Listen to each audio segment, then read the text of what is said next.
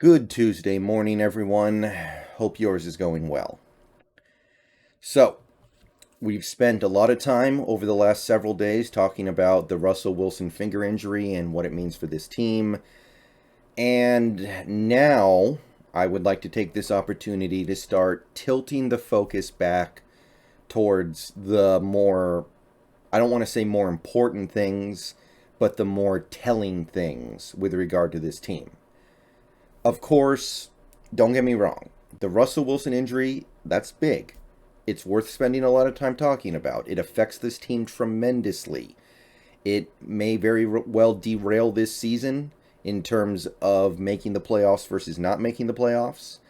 And it could derail this franchise for years to come. Or I don't want to dismiss this, it ends up being the thing that sets this franchise on the right path for the coming years. Who knows? But it's not really what makes this current organization so dysfunctional. Because here's the thing. Russell Wilson getting injured is not Pete Carroll's fault. It's not John Schneider's fault. And I know some people are going to say, oh, it's the offensive line. I don't really see it that way. Football's a violent game. Weird things are going to happen. You're going to have an awkward play where your finger hits the hand of a defensive lineman as he's rushing you, and it's Aaron Donald, maybe the best defensive player in the league. Like, to me, that's just football. I'm not going to blame Carroll or Schneider for that. It's not their fault.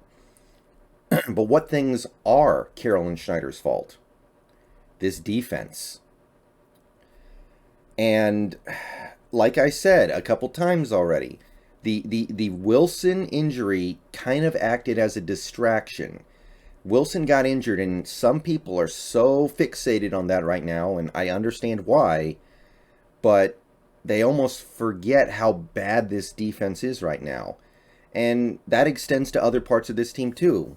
You forget how inconsistent this offense is. I'm not going to call them bad because I don't think they're quite there yet, but you could reasonably call them bad as well. You could call the special teams bad because our kicker has suddenly decided to miss crucial kicks in every loss we've had so far this year. So I want to turn the focus back to that because that is Carroll's fault. That is Schneider's fault.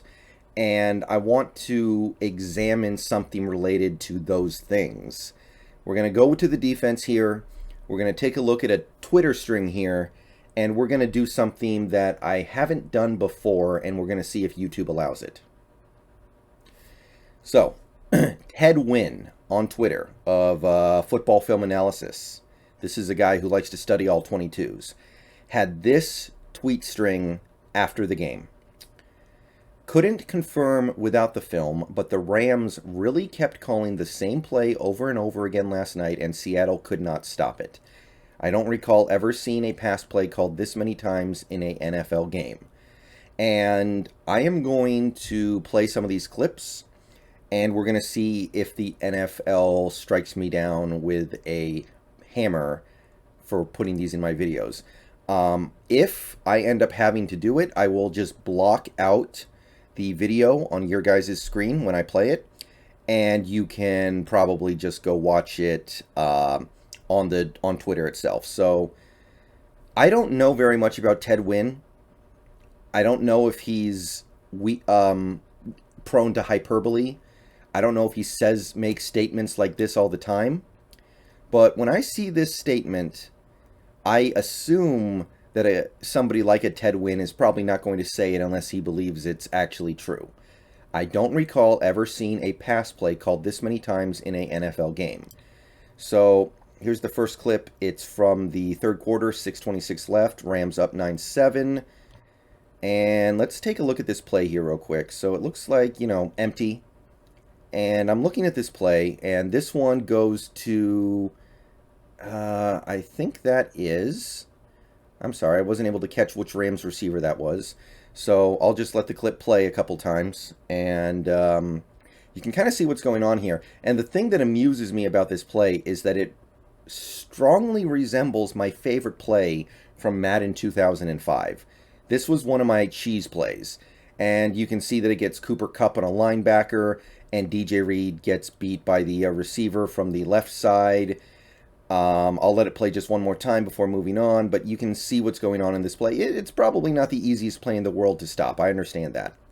So anyway, let's keep going through the tweet string. Next tweet. They just had different players run different routes. In the clip, Cup ran what they call the special route, which is just a deep over. Woods ran the skinny, and Higbee ran the coin pivot. I think Woods was actually the guy who caught the pass, but I could be wrong. So, next clip, we have this one right here. Same play, but Stafford hits the deep post on the backside. And I think you guys will remember this play because it was one of the things that really started to turn this game. So, it's slightly different because there's actually a running back in the backfield. But if you take a look at the way the receivers are running routes, it's very similar. It's not beyond the pale to call it basically the same play. So this is the big Deshaun Jackson play. They show it from another angle here. And at this point, it's not super relevant. But the point is, it's the same play. And by hook or by crook, it finds a way to beat us. Okay, so going through the tweet string a little more. Here's the next one. Hits Cup in the special route here. Defense in Mabel, and that's just too much space for the linebacker to cover. Okay, so here's Stafford, empty. Looks very similar to the play from the first video clip I showed. And this time Cup gets wide open over the middle. Brooks nowhere near him in coverage. And Cup probably should have had a touchdown on this play. That would not be unreasonable to say. So once again, you just have a very similar play to the first one. In fact, it might be the exact same play, and somebody just gets wide open. I think actually on the first clip, you had Jordan Brooks matched up on Cooper Kupp in coverage as well. Stafford just found another receiver. So let's go to one more clip. I'll just let this clip finish playing one more time. And then we will go to this next tweet, which I believe is the final tweet I'm going to go over here. Woods finds the hole in the zone on the skinny route here. And this isn't an all-22 angle. But if you look at the way the receivers are running, it looks like roughly the same formations. And then the play right after it, it's basically the same thing. And they beat it in the exact same way. So, yeah, this is two different plays, to be clear. It's pretty obvious if you actually watch where the ball ends up going. But these are two different plays. The first one, you have very similar routes to the second one. Stafford just finds a different guy in the secondary. So, there were probably other examples in this game that Wynn just didn't get around to posting. But basically, he says this amount of running the same play over and over again in one game for an offense doesn't happen very often. In fact, to his eye, it had never happened before. And that's not to say that it had actually never happened before, but it happens very rarely. And when I saw this, I started thinking a little bit more about this defense. I'll go ahead and end the clips there. And let's try to figure out why this is happening. What could be the reason why you're seeing the same play have so much success against the Seahawks, where a all-22 student on Twitter is specifically pointing it out as an extreme level of defensive incompetency that he feels like he's never seen before? So you guys might remember a couple days ago I did a video where I started to question the effort of the defense because the things that they were emphasizing in practice were not translating to in-game success. They were having the same problems that they spent all week practicing on fixing. And that made me question their effort. And then I look at this glorified Madden offense by a 13-year-old Brendon Nelson that these guys are running, and I have to ask the same thing. I've wondered why this defense started the season so badly, and we've had streams to talk about it. I've had videos trying to break it down, trying to understand it. I've come to the conclusion that the scheme was bad.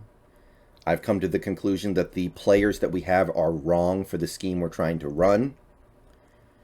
I've pondered the possibility that the players just aren't any good, but I don't think that's it. I have to be honest.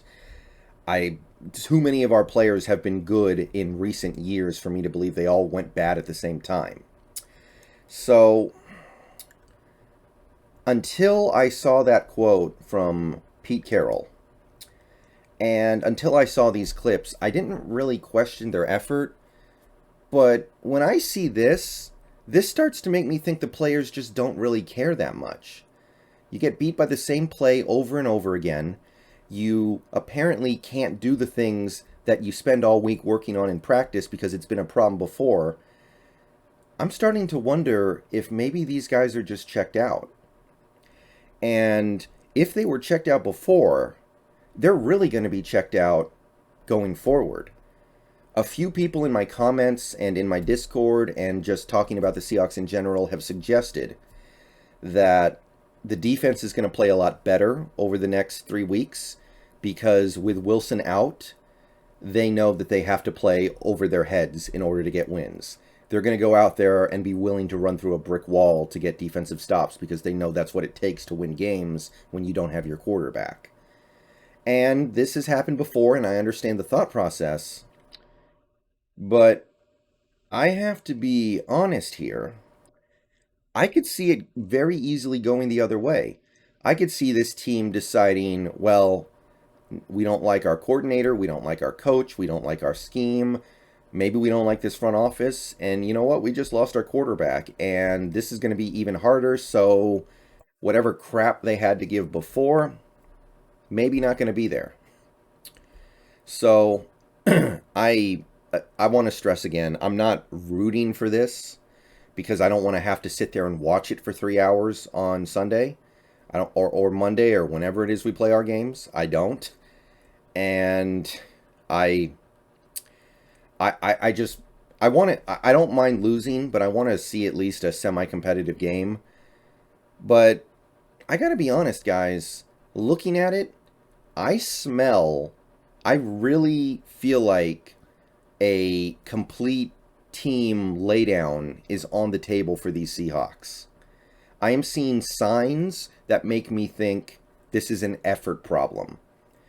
And like I've said before, we have some players who are doing things that they're not comfortable doing on this team right now on defense. Maybe they're starting to check out, and maybe some of these other players are starting to check out. And maybe it'll result in some truly atrocious games going forward. I don't think Bobby Wagner is capable of giving up because he's seen way too much success in his career and he takes too much pride in his work. I understand that Bobby Wagner is not going to just lay down and take it the rest of this season, or at least for the next 3 games. I understand that there are other guys on this team who are too competitive for that. I'll give DJ Reed his. I know he's not a great player, but I don't think he's just going to lay down.